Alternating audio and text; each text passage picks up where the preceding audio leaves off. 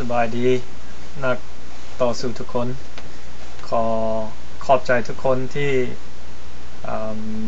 สู้สนมาอยู่ตลอดนักต่อสู้เฮาอยู่ลาวและอยู่ทั่วโลกท่านต้องสู้ต่อไป wonderful job brave fighters ขอบใจคนที่ติดต่อมาจาก YouTube หรือ Lao Overseas ก็ตามที่ให้ความคิดความเห็นและเว้ากันได้ขอบใจจากใจคนจากลาวที่โทรมาเว้านำก็ขอบใจคนลาวอยู่ทั้งนอกลาวก็จะซอยทุกสิ่งทุกอย่างเฮาสู้น้ำกันเฮาสู้ซอยกันบ่แม่นเพื่อผู้ใดผู้หนึ่งdemocracy ของเฮาเพื่อทุกคนลาวเฮาจะตั้งรัฐบาลใหม่รัฐบาลที่เป็นของลาวมันบ่มี limits no limits ว่าเฮาจะเฮ็ดหยังได้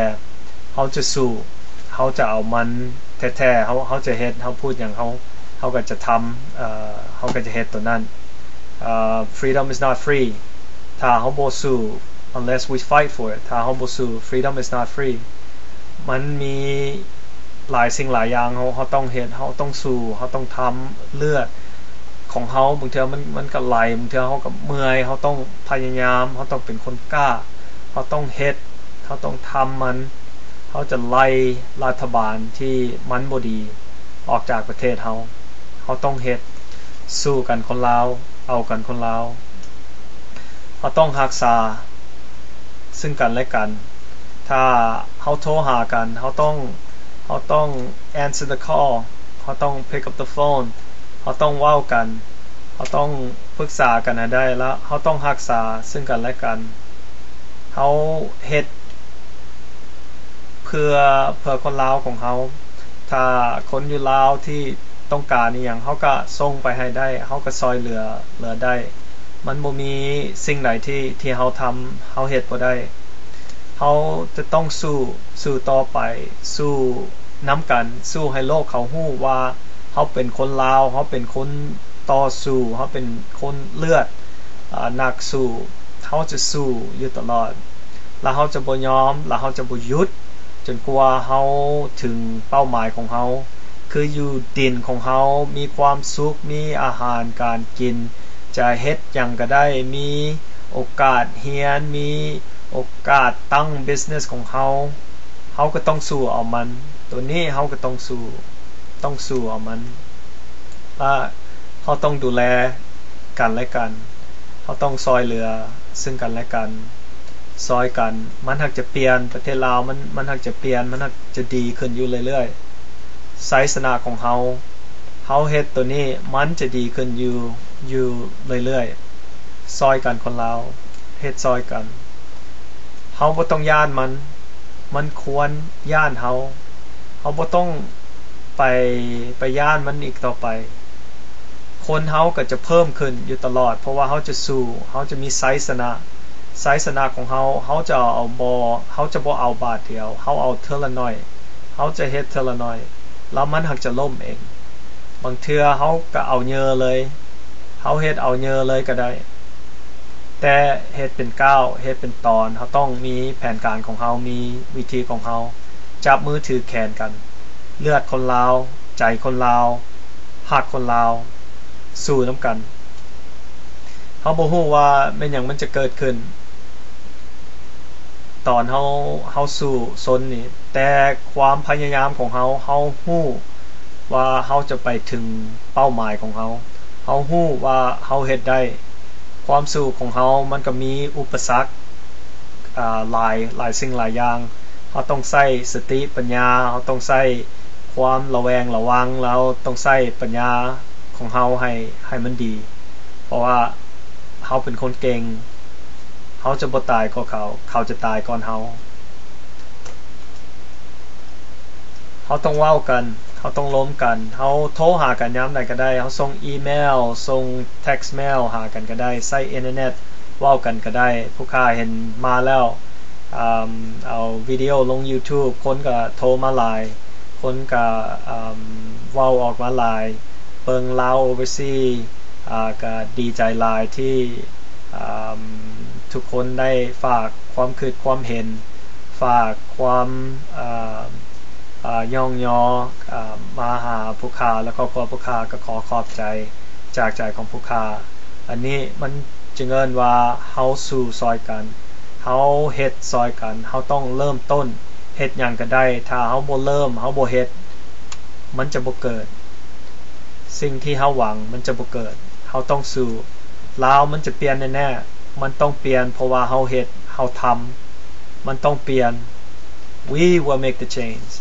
เฮาจะให้มันเปลี่ยนก่อนมันจะเปลี่ยนได้เฮาต้องเฮ็ดเฮาต้องทำเฮาต้องสู้ทุกมื้อขอเวลาแต่ชั่วโมงเดียวทานต้องสู้ชั่วโมงเดียวเท่านั้นบางเทื่อเฮาเบิ่งทีวีก็ 3-4 ชั่วโมงเวลามันก็ผ่านไปก็เสียไปถ้าเฮาเบิ่งทีวีที่นักต่อสู้เขาเบิ่งทานต้องเก่งทานต้องกล้าเฮาต้องสู้ชั่วโมงเดียวเท่านั้นมื้อนึงรวมกันชั่วโมงนึงล้านคนรวมกันชั่วโมงนึงมันก็หลายชั่วโมงซ้ำก็ว่าเฮาเฮ็ดการร่วมกันจากประเทศของเฮาซอยเหลือกันชั่วโมงเดียวเท่านั้นคนลาวบ้านเฮาได้คืนแน่ๆต้องคิดไล่ว่าเฮาจะเฮ็ดหยังเฮ็ดมันออกมาซอยเหลือซึ่งกันและกันเว้าล้มกันชั่วโมงเดียวเท่านั้นมื้อนึงผสมกันมันหักเป็นพลังมหาศาลของเฮาคนลาวสู้แล้วเฮาต้องใช้สติปัญญาของเฮาต้องภูมิใจที่เกิดเป็นลาวเฮาจะเฮ็ดให้คนลาวภูมิใจในตัวเฮาต้องเริ่มอยากประกาศเฮ็ดวิดีโอท่านเฮ็ดวิดีโอออกมาอยากประกาศ2014 Lao Revolutionary Video Contest อยากประกาศแล้วก็มีรางวัลให้ผู้ชนะ$500 for the winner จะส่ง$500ไปให้ท่านเฮ็ดวิดีโอออกมาเพราะว่าเฮาต้องเฮ็ด$500เฮาเฮ็ดเอาน้ำใจกันเพราะว่าบางเทื่อมันก็ยากแน่เฮาจะเฮ็ดวิดีโอเฮาความคิดของเฮามันก็มีหลายสิ่งหลายอย่างที่ต้องผสมผสานและประกอบกันเฮาจึงเฮ็ดวิดีโอมาออกได้เพราะว่าเฮ็ดเป็นภาษาลาวเฮ็ดเป็นภาษาอังกฤษท่านก็ต้องเฮ็ดออกมาบอกโลกเรื่องราวที่เกิดอยู่ประเทศลาวสิ่งที่เขาเฮ็ดบ่ดีสิ่ง human rights violation เขาเฮ็ดให้คนลาวเฮาท่านต้องออกมาเงินเขาที่เอาคนลาวไปขายแล้วเอาเงินมาเอาเข้าทงเขาท่านก็ต้องออกมาเว้าต้องซอยกันเฮ็ดวิดีโอเฮ็ดสั้นๆบ่เฮ็ดยาวเฮ็ด3 นาทีถึง10 นาทีก็ได้เฮาเฮ็ดออกมาได้เฮ็ดให้โลกฮู้ว่าคนลาวเป็นคนต่อสู้แล้วเฮาจะบ่ยอมเฮาจะเอา freedom ของเฮาให้หมู่เฮาฮู้บอกหมู่เฮาเฮ็ดวิดีโอออกมาพร้อมว่าประสบการณ์ของเฮาเฮ็ดหยังได้แดเฮาจะซอยกันหยังได้แดให้โลกเขาฮู้ว่าเหตุการณ์มันเกิดอยู่ลาวมันบ่ดีเฮาจึงจะเปลี่ยนมันได้เฮามีเทคโนโลยีเฮามี communication device เฮามีทุกสิ่งทุกอย่างที่เฮาเว้ากันได้เฮา share information กันได้เฮาบอกเรื่องราวชีวิตของเฮาบอกstories ของเฮาเว้ากันได้เฮาต้องเฮ็ดมันออกมา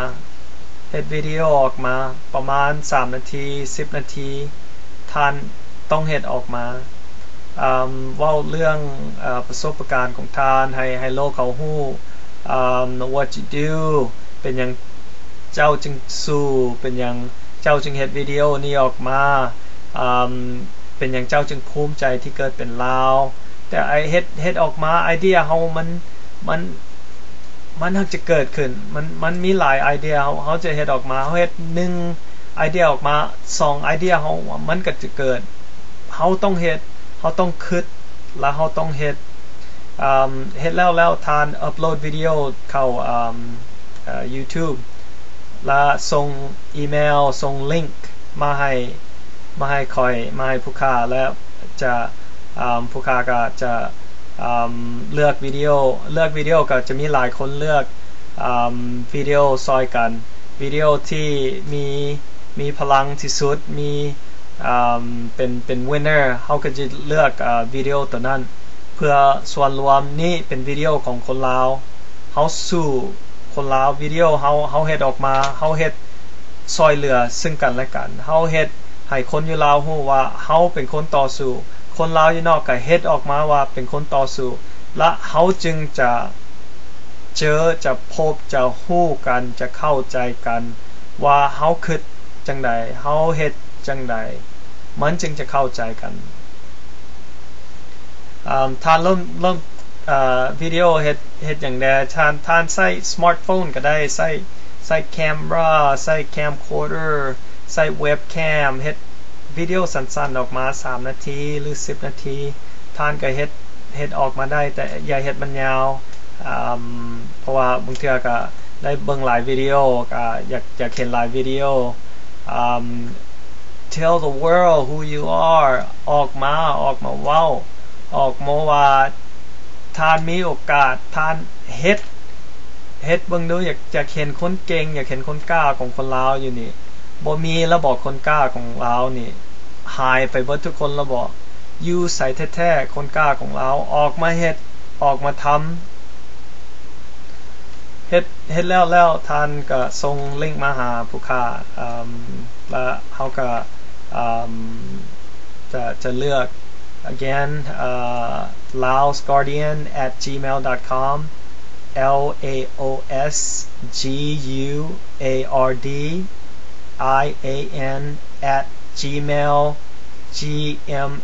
laosguardian@gmail.com ท่านส่งออกมาส่งมาให้คนเบิงเริ่มต้นจากผู้ค้าจะโพสต์วิดีโอโพสต์มื้อนี้video announcement 2014 Lao Revolutionary video เขาเฮ็ดออกมาท่านเฮ็ดออกมาท่านมีความคิดความเห็นแนวใดก็เฮ็ดออกมาก็มีรางวัลให้ผู้ชนะ$500เพื่อน้ำใจเพราะว่าบางทีเฮ็ดเขาก็ต้องได้คิดได้ไล่มันก็มีหลายสิ่งหลายอย่างมันต้องประกอบกันก่อนเขาจะเฮ็ดได้แต่เขาต้องเฮ็ดเขาต้องทำเขาเริ่มต้นแล้วมันหยุดบ่ได้เขาต้องเฮ็ดต่อไปเขาต้องสู้ต่อไปเขาต้องเฮ็ด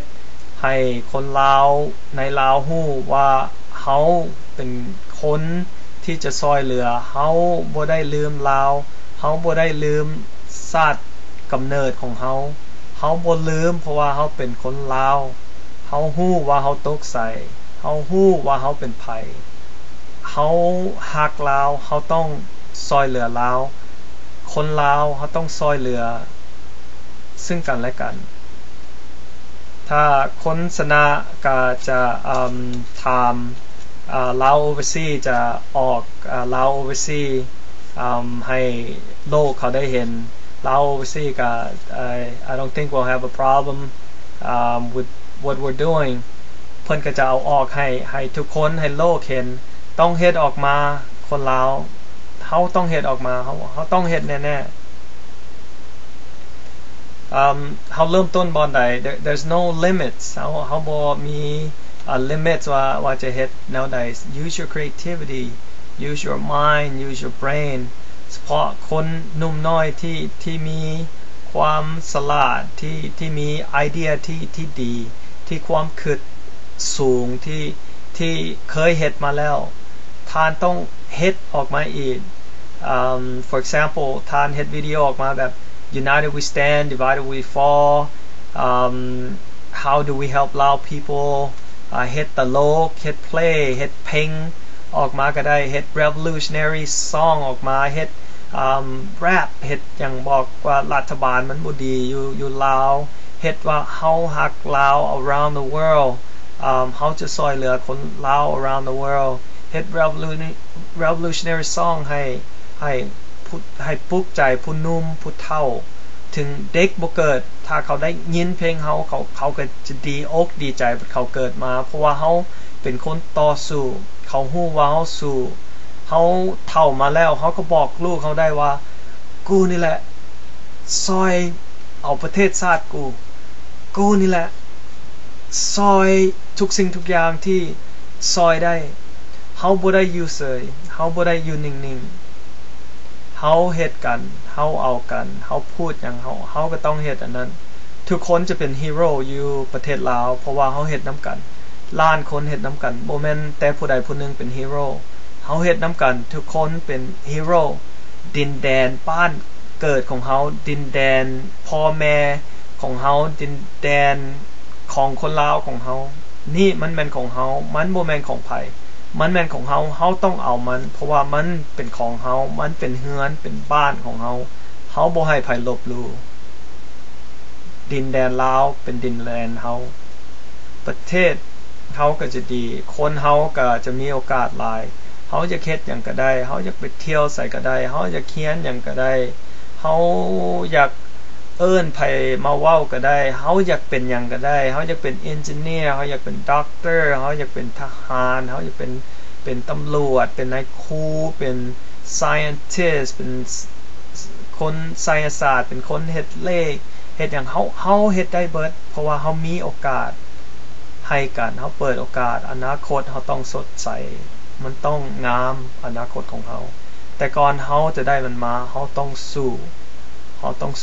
ซนบึกบืนจนกว่าเฮาได้มันมาเฮาต้องสู้แล้วเฮาต้องคิดว่าคนจะต้องฟังวิดีโอของเฮาทั่วโลกเฮาก็ระวังแน่มันหยังเฮาเอาออกมาแต่สิ่งที่สำคัญเฮาเฮ็ดวิดีโอออกมาเดี๋ยวนี้เทคโนโลยีมันเฮ็ดให้เฮาเว้าได้เฮาบอกเรื่องของเฮาได้ว่ามันเป็นหยังเกิดขึ้นได้เขาเฮ็ดหยังให้เฮาได้เฮาเว้าออกมาได้เฮาเฮ็ดออกมาได้เฮาจะเปลี่ยนประเทศลาวเฮาต้องเริ่มต้นถ้าเฮาบ่เริ่มต้นแม่นหยังมันก็บ่เปลี่ยนเฮาก็ไปเว้ากันซื่อๆถ้าเฮาบ่เฮ็ดหยังเฮาบ่เริ่มต้นแต่ว่ามันจะบ่เกิดผลเฮาเฮ็ดอันนี้แล้วเทื่อหน้ามาเฮาก็ฮู้วิธีอื่นที่เฮาจะเฮ็ดได้เฮ็ดออกมาต้องซอยเหลือซึ่งกันและกันเฮาเฮ็ดหยังก็ได้คนลาวเฮาต้อง represent คนลาวของเฮา we got to put ourselves on the map เฮาต้องให้โลกฮู้ว่าคนลาวเป็นคนต่อสู้คนลาวจะบ่ยอมเฮาสู้เพื่อเอกราชของเฮาสู้เพื่อ freedom ของเฮาบ่ยอมให้ไผมาลบหลู่บ่ว่าชาตินี้หรือชาติหน้าเฮาบ่ยอมone country one love one Laos เฮามีโอกาสเฮามีวิธีเฮาเฮ็ดหยังก็ได้บางเทื่อเฮาเว้านํกันเฮาปรึกษากันแล้วเฮาซื้อปียนต์บินไปหากันก็ได้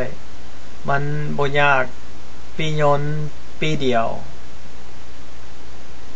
24ชั่วโมงเฮาเจอกันเฮานัดกันแล้วเฮาเว้าเฮาคุยกันได้เฮาเฮ็ดหยังก็ได้เฮาเว้ากันหน้าต่อหน้าเฮาเอาของมาปรึกษากันมาซอยเหลือกันเฮามีวิธีของเฮาเฮ็ดได้ just a plane ticket away เฮาเฮ็ดหยังเฮาเฮ็ดได้เฮาต้องเฮ็ดร่วมกันเฮากันได้ดูคนลาวอยากเห็นนักเลงคนลาวเป็นคนจังไดอยากเห็นคนเก่งของลาวนี่มัน